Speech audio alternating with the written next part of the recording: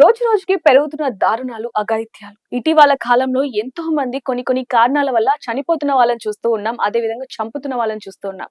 అయితే ఇటీవల కాలంలో పరువు హత్యలు ఎంత దారుణంగా పెరుగుతున్నాయి అనేది కూడా చూస్తూ ఉన్నాం. అయితే ఇప్పుడు తాజాగా మాచర్లలో కూడా ఒక పరువు హత్య కేసు వెలుగులోకి వచ్చింది. సొంత కూతుర్ని అతి కిరాతకంగా చంపారు ఆ తల్లిదండ్రులు.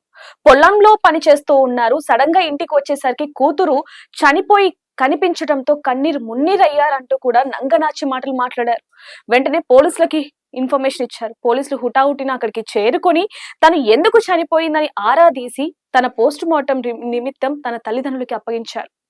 ఆ తరువాత ఆ పోస్ట్ మార్టం రిపోర్ట్ లో వచ్చిన నిజాలను చూసి పోలీసులు కూడా అనుమానం వ్యక్తం చేశారు. అసలు ఎక్కడ కూడా తను ఆత్మహత్య చేసుకున్నట్టుగా ఎక్కడ ఆనవాలు లేవు. అదే కోణంలో తల్లిదండ్రులని దర్యాప్తు చేయగా అప్పుడు సంచలనమైన నిజాలు కూడా బయటకు వచ్చాయి.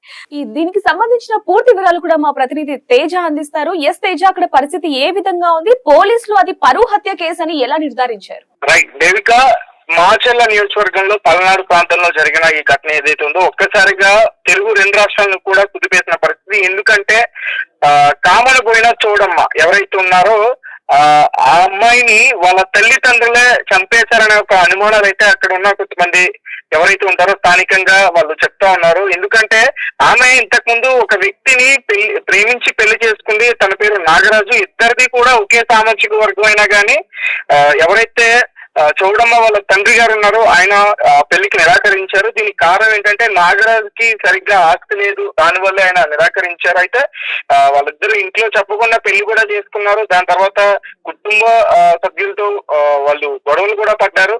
పోలీస్ స్టేషన్స్ వరకు కూడా ఇష్యూ వెళ్ళింది. దాని తర్వాత బలవంతంగా చౌడమ్మని వాళ్ళ తల్లిదండ్రులు ఇంటికి తీసుకొచ్చే ప్రయత్నం చేశారు. ఇంటికి తీసుకొచ్చిన తర్వాత 4 రోజుల్లో ఆమె బలవన్మరణానికి పాల్పడింది అంటూ కూడా ఒక కట్టుగా అయితే పోలీసులకు అల్లే ప్రయత్నం చేశారు. ఎప్పుడైతే ఆమె బలవన్మరణానికి పాల్పడిందో తర్వాత వారు పోలీసులకి అంటే ఎలా చనిపోయింది ఏంటి ఈ విషయాలని కూడా చెప్పారు.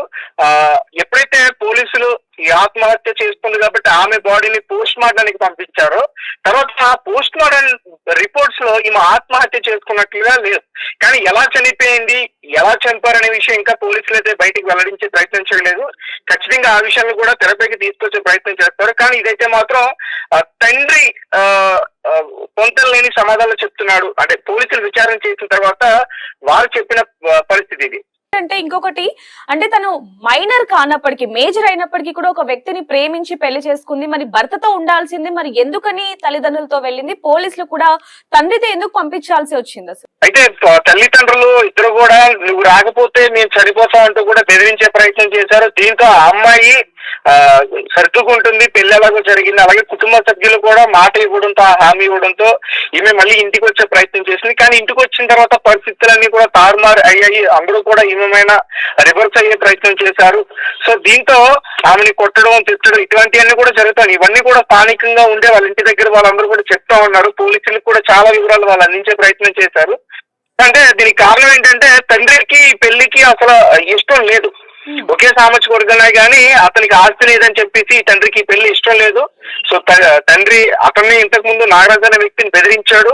అలాగే చౌడమ్మని కూడా చాలా సార్లు కూడా నిలదీసి అడిగాడు, నువ్వు ఈ పెళ్లి చేసుకోవద్దు అంటూ కూడా చెప్పాడు. కానీ ఆమె వీళ్ళ మాట పట్టించుకోకుండా లేచిపోయి వెళ్ళి పెళ్లి చేసుకుందని చెప్పి ఆ కోపంతో చౌడమ్మని వాళ్ళ పొలం వెళ్ళినప్పుడు ఇంటికి వచ్చేలోపు చనిపోయిందని ఒక కట్టుగా పోలీసులకు వెళ్ళి ఇదంతా కూడా పోలీసుల ముందు చెప్పే ప్రయత్నం చేశారు. నిజానికి వాళ్ళు పొలం వెళ్ళలేదు, ఇంటి దగ్గర ఉన్నారు. కానీ ఎలా చనిపోయిందనే విషయం ఇంకా బయటికి రాలేదు. అంటే ఏ రకంగా అతను వాళ్ళ కూతుర్ని హతమార్చాడు, పోలీసుల్ని ఎలా మాయ చేశాడు అనే విషయం ఇంకా బయటికి రావాల్సిన పరిస్థితి అయితే ఉంది.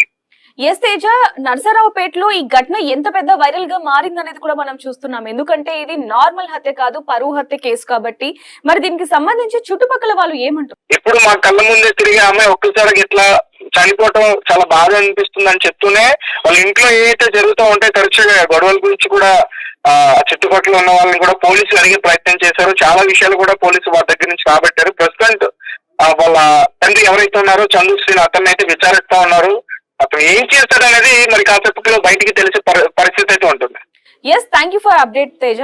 చూస్తున్నాం కదా, పరువు హత్య కేసులు ఏ విధంగా రోజు రోజుకి పెరుగుతూ ఉన్నాయని చెప్పేది. ఇక్కడ చౌడమ్మ విషయంలో కూడా జరిగింది ఇది. తనకు ఆల్రెడీ ముందుగానే పెళ్లి జరిగింది, తను ప్రేమించి పెళ్లి చేసుకున్నప్పటికీ కూడా తనకి ప్రాణహాని ఉందని చెప్పి తను పోలీసులను ఆశ్రయించింది. కానీ తన తల్లిదండ్రులు అతని దగ్గరికి వెళ్లి నువ్వు లేకపోతే మేము ఉండలేము అని చెప్పి బతిమాలి తన దగ్గరికి వెళ్లి భయపెట్టి తనని ఇంటికి తీసుకొచ్చారు. కానీ ఇంటికి తీసుకొచ్చిన తర్వాత కూడా తనకి నరకం ఏంటో చూపించి ఏ విధంగానో చంపారో కూడా తెలియని పరిస్థితి. పోలీసులు కూడా కేసు నమోదు చేసుకొని దర్యాప్తు చేపడుతున్నారు.